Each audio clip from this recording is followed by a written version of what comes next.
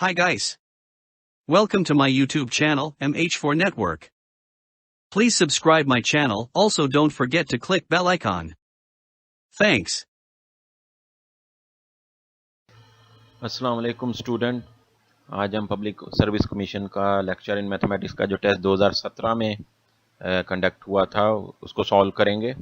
हम topology, algebra और real analysis के सेक्शन से रिलेटेड क्वेश्चन को सॉल्व करेंगे। इसमें टोपोलॉजी से 8 सवाल आए थे, अलजेब्रा से तकरीबन 12 सवाल थे और रियल एनालिसिस के सेक्शन से अगर हम देखें तो तकरीबन 10 सवाल थे।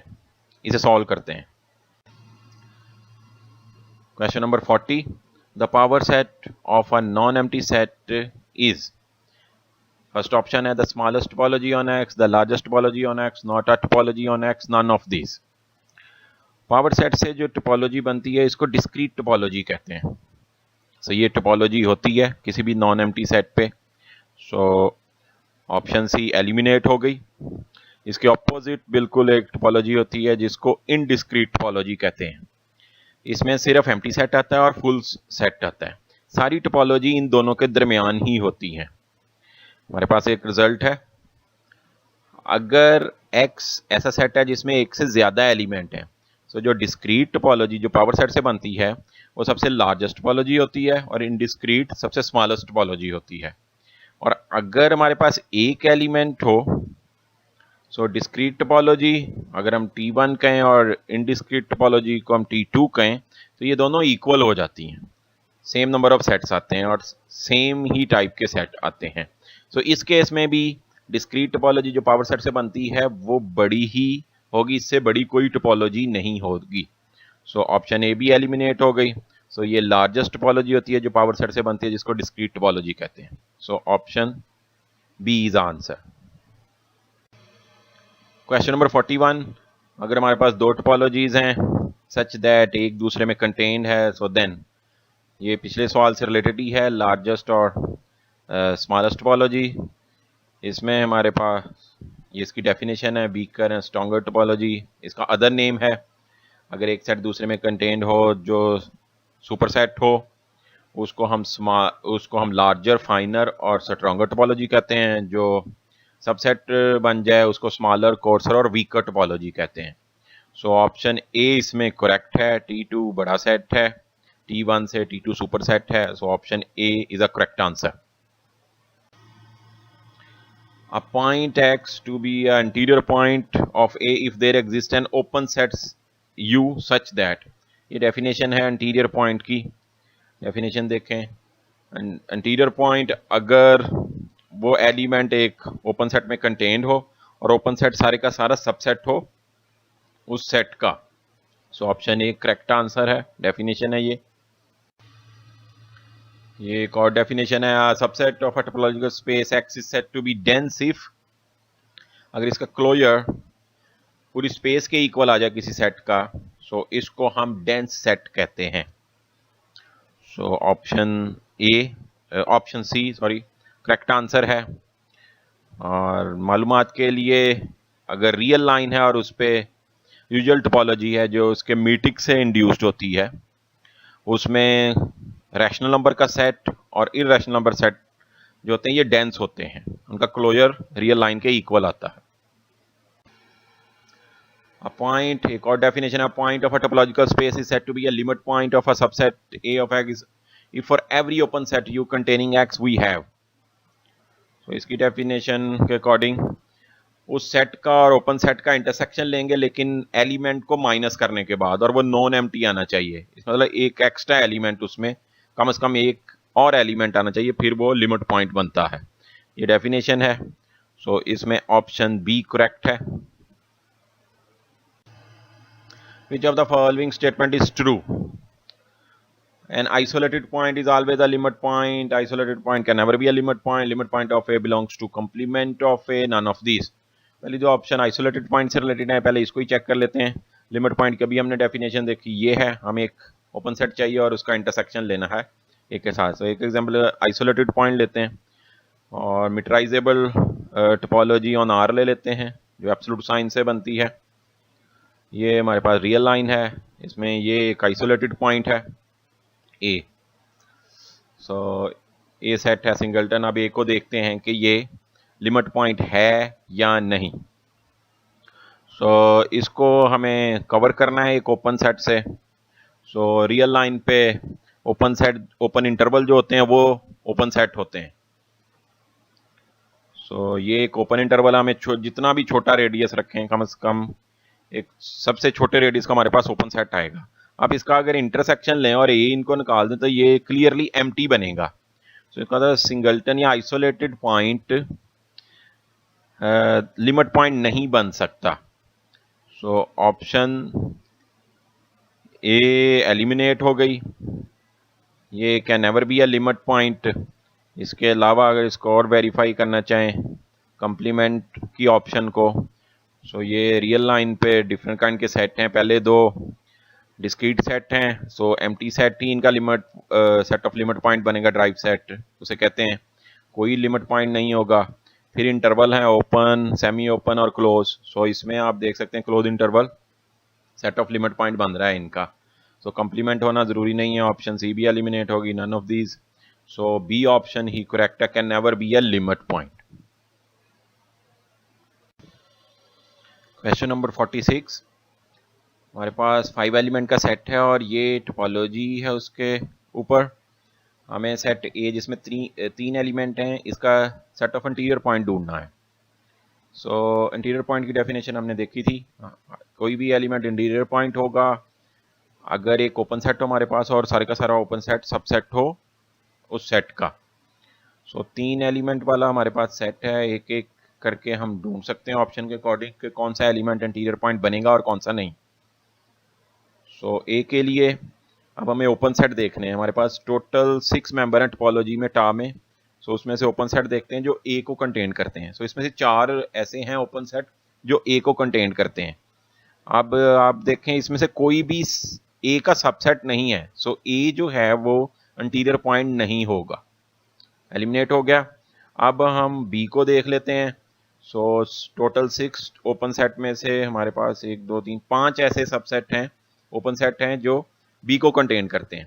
और इसमें अगर गौर से देखें ये वाला ओपन सेट ये बी को कंटेन करता है और ये सबसेट भी है ए का। सो बी इंटीरियर पॉइंट होगा।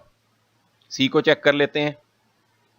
सो ये 2 ही ओपन सेट हैं टोपोलॉजी में जो सी को कंटेन करते हैं, लेकिन ये दोनों शामिल सबसेट नहीं है ए के। सो सी इंटीरियर पॉइंट नहीं होगा।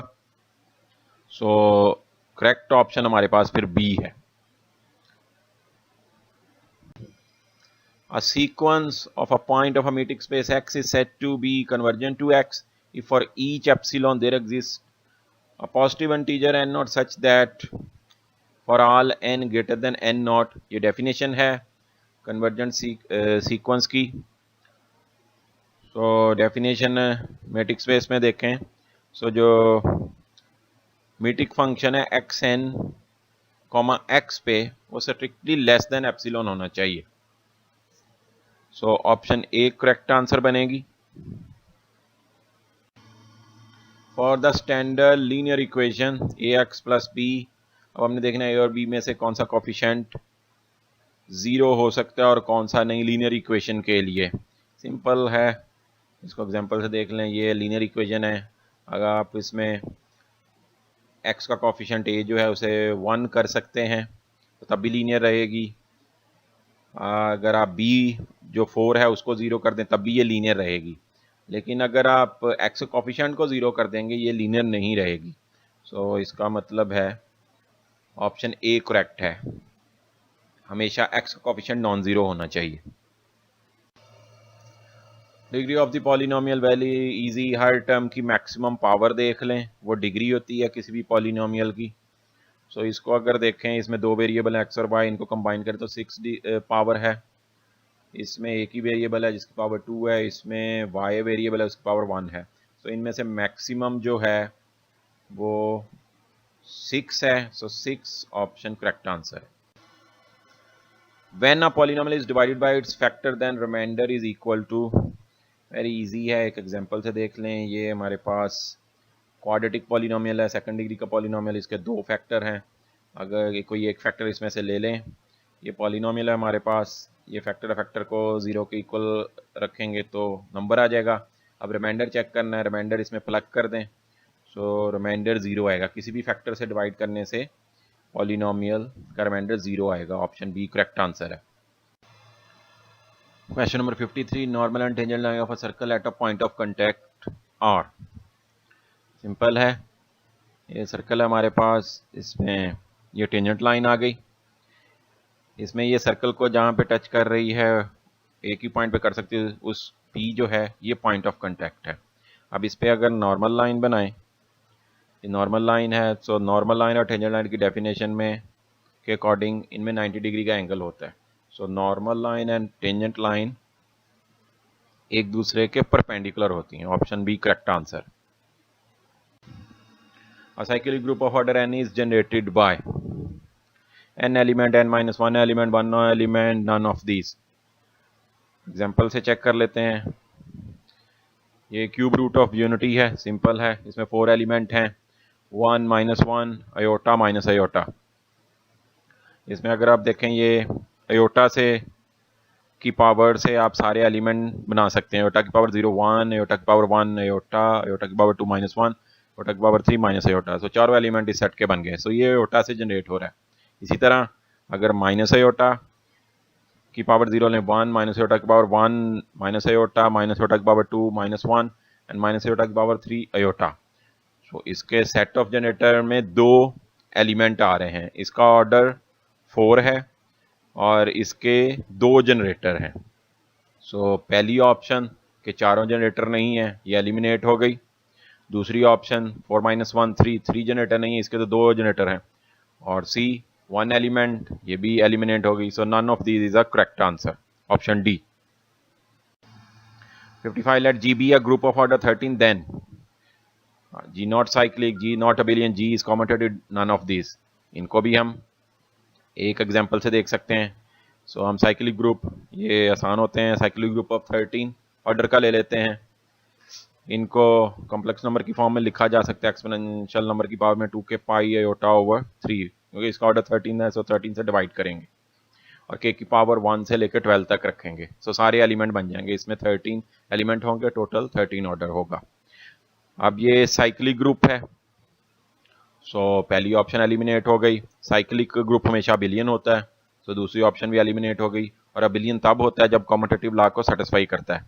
सो ऑप्शन सी करेक्ट है। So none of these eliminate हो गई, so option C is the correct answer. 57, for all A B. अब ये एक प्रॉपर्टी है एलिमेंट्स की इसके, देन जी साइक्लिक जी में B abelian, G is abelian, none of these. अब इसमें स्टेटमेंट करेक्ट नहीं है। जी ऑप्शन के अकॉर्डिंग पहले जी को ग्रुप होना चाहिए, लेकिन फिर भी हम ग्रुप पहले चेक कर लेते हैं। क्लोजर लॉ क्लियरली सेटिस्फाई है, क्योंकि ए बी की ही रिप्रेजेंटेशन बन रही है और ए बी ग्रुप जी में से ही आ रहे हैं। ए स्क्वायर को ए इंटू ए लिखा जा सकता है, बी इंटू बी लिखा जा सकता है। क्लोजर लॉ सेटिस्फाई होता है। एसोसिएटिव लॉ को हम लीव करते हैं, इसको कॉम्यूटेटिव लॉ चेक करेंगे, उससे इंड्यूस कर सकते हैं एसोसिएटिव लॉ को। और अगर आप इसी इक्वेशन में b को a से रिलेट करेंगे, ये सारे एलिमेंट के लिए ट्रू है, एक से रिप्लेस कर दें तो ये इक्वेशन बनेगी। और इसको अगर आप सिंप्लीफाई करेंगे तो लेफ्ट पे 1 आ जाएगा कैंसलेशन लॉ से, और राइट पे a इंटू ए। सो ये g का ही एलिमेंट है। सो ये सिंपल इक्वेशन से, रिजल्ट से आइडेंटिटी लॉ भी सेटिस्फाई हो गया, 1 है g में, और इन्वर्स लॉ भी सेटिस्फाई हो गया कि सारे एलिमेंट सेल्फ इन्वर्स हैं। अब कॉम्यूटेटिव लॉ को देख लेते हैं, फिर वही इक्वेशन लें, इसको ओपन करें अगर, तो हमारे पास ये रिजल्ट बनेगा। So A left cancellation law से कैंसिल हो जाएगा, बी राइट कैंसलेशन लॉ से कैंसिल हो जाएगा। So B A equal A B. So commutative law satisfy हो रहा है, इसमें एसोसिएटिव लॉ इंड्यूस हो जाएगा इससे। सो जी अबिलियन ग्रुप है, मैक्सिमम ये चेक कर सकते हैं। So C option is correct.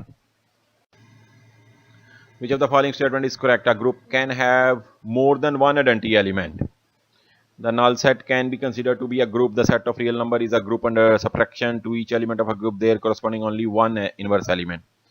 इनको भी 1 by 1 एलिमिनेट कर सकते हैं। आइडेंटिटी एलिमेंट हमेशा यूनिक होता है, सो पहली ऑप्शन गई। और किसी भी सेट के लिए ग्रुप बनने के लिए नॉन एम्प्टी होना जरूरी होता है, सो ऑप्शन बी भी गई। Set of real number, set of real number group नहीं है, ये ग्रुप आइड है विद रिस्पेक्ट टू सबट्रैक्शन, क्योंकि ये एसोसिएटिव लॉ को सेटिस्फाई नहीं करता। ये 3 एलिमेंट लें, एसोसिएटिव लॉ को अगर आप देखें 2 3 4, ब्रैकेट को चेंज करें, राइट से ये 3 आएगा, लेफ्ट से -5 आएगा, एसोसिएटिव लॉ सेटिस्फाई नहीं हो रहा, सो ये एलिमिनेट हो गया। So D option is a correct answer. The unit matrix of order n has rank, unit matrix identity matrix का ही दूसरा नाम है, ऑर्डर n। अब रैंक चेक करने के लिए हमें एचलॉन फॉर्म रिक्वायर्ड होती है, identity matrix already in echelon form होता है, number of non zero row that is called the rank. So अब इसमें हर रो में एक 1 डायगोनल पे आता है, तो सारी रो ही नॉन जीरो होती हैं, सो इसका रैंक n होता है। लेकिन यहाँ पे कंफ्यूजन है, रैंक की डेफिनेशन है कि इस n को देखें, कैपिटल N है, ये n स्मॉल n है। अगर कैपिटल N, ये कंपोजिंग टाइप ऑफ मिस्टेक हो सकती है, अगर तो ये स्मॉल n है तो ये आंसर होगा, नहीं तो none of these is a correct answer. If determinant of a matrix then A determinant की पावर 5, डिटर्मिनेंट की प्रॉपर्टी ये है कि ये डिस्ट्रीब्यूट हो जाता है प्रोडक्ट पे, सिर्फ प्रोडक्ट पर। सो हमें a5 करना है तो हम डिस्ट्रीब्यूट कर सकते हैं 5 टाइम। सो a का डिटर्मिनेंट 2 है, सो ये 2 power 5, so 32 is a correct answer. Simple invertible under matrix multiplication then it's inverse, inverse आपको 1 ओवर डिटर्मिनेंट इनटू एडजॉइंट होता है। इसका अगर डिटर्मिनेंट लें, डायगोनल एलिमेंट का प्रोडक्ट लें और दरम्यान में माइनस रखें तो a square plus b square है। एडजॉइंट डायगोनल एलिमेंट ये है, कोई जगह चेंज कर देंगे और सेकेंडरी डायगोनल का साइन चेंज कर देंगे तो ये एडजॉइंट है, सो ये हमारे पास इनवर्स बनेगा। सो इसके according option C correct answer है। Homogeneous system of linear equation has a non-trivial solution if the number of unknown exceed the number of equation, number of equation exceed the number of unknown, number of unknown exceed the number of equation, same meaning है like a none of these। homogeneous system अगर हमारे पास है n unknown का, late कर लें इसको, सो इसमें n equation ले लें और n unknown ले लें, सो कोएफिशिएंट मैट्रिक्स का साइज n क्रॉस n होगा। अगर हमें नॉन ट्रिवियल सोल्यूशन चाहिए अदर देन जीरो सोल्यूशन, सो डिटरमिनेंट जीरो होना चाहिए, इसको सिंगुलर होना चाहिए नॉन ट्रिवियल सोल्यूशन के लिए। सो सिंगुलर का मतलब इसका फुल रैंक नहीं है, इसका मतलब इसके एचलॉन फॉर्म में जीरो रोज हैं। सो कोएफिशिएंट मैट्रिक्स में अगर जीरो रोज हैं तो इसका मतलब है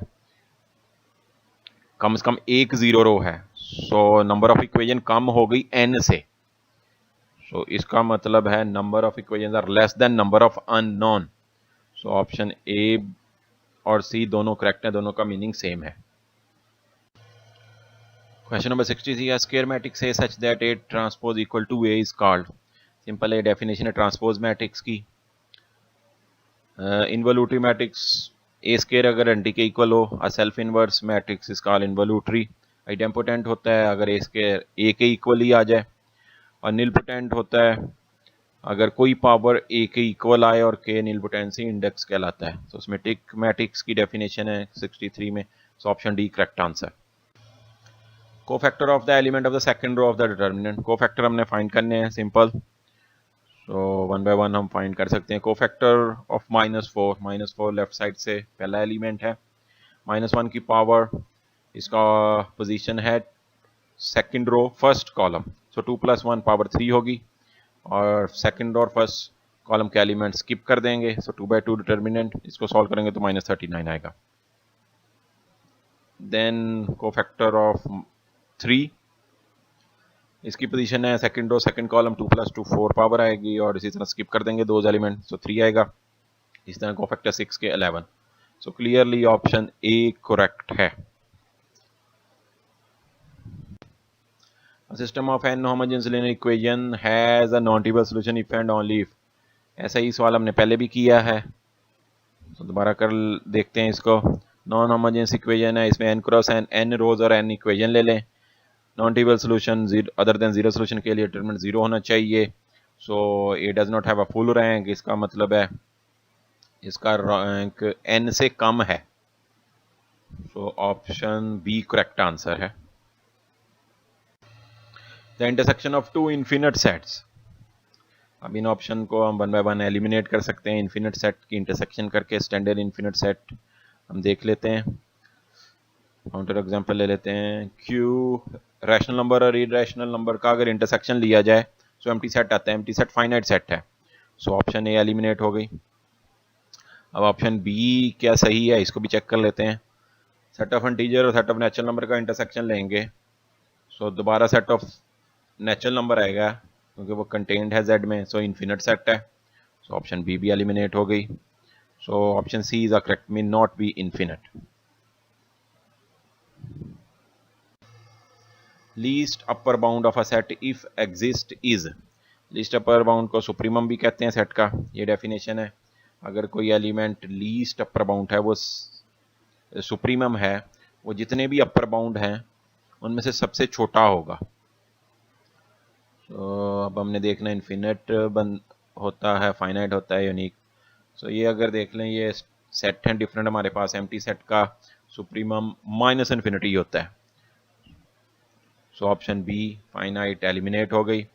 बाकी सारे फाइनाइट नंबर्स आ रहे हैं इसमें, सो इन्फिनिटी भी हो सकता है और फाइनाइट भी हो सकता है, सो ऑप्शन ए भी एलिमिनेट हो गई क्योंकि एम्प्टी सेट का इन्फिनिट है, बाकी सेट का फाइनाइट है। और फ्रैक्शन हो सकता है या नहीं, फ्रैक्शन हो सकता है।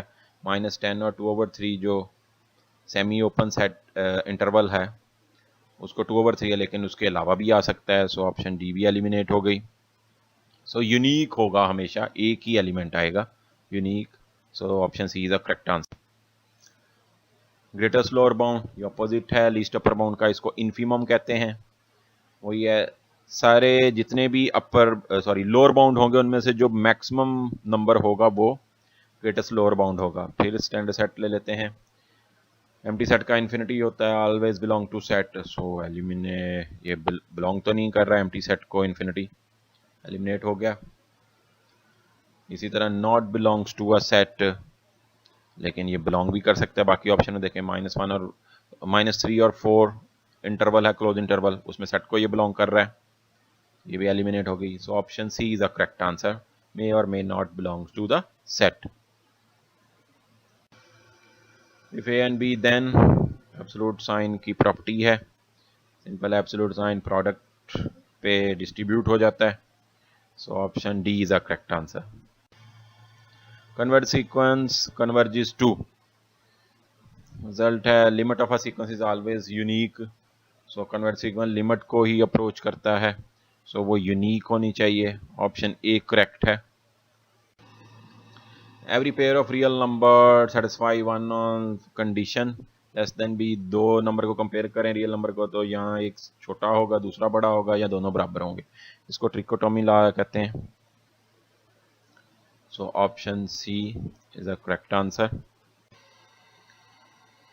अब ये हमारे पास सीरीज है कन्वर्जेस टू, सो आप स्टैंडर्ड सीरीज है, ये मैक्लारन सीरीज है एट 0। मैक्लारन सीरीज का ये फार्मूला है। अगर आप पहली ऑप्शन देखें, मैक्लारन सीरीज अगर बनाएं, ये हमारे पास फंक्शन है, इसका first derivative, second derivative, third derivative, सारे डेरिवेटिव यही आएंगे एक्सपोनेंशियल के, और 0 पे हमें चाहिए तो 1, 1 और 1 आएंगे। इन सब को अगर आप फार्मूले में रिप्लेस करें मैक्लारन सीरीज से, सो आप जो क्वेश्चन में हमारे पास सीरीज है वही एग्जैक्टली बनेंगी, सो EZ की मैक्लारन सीरीज है, option A is the correct answer.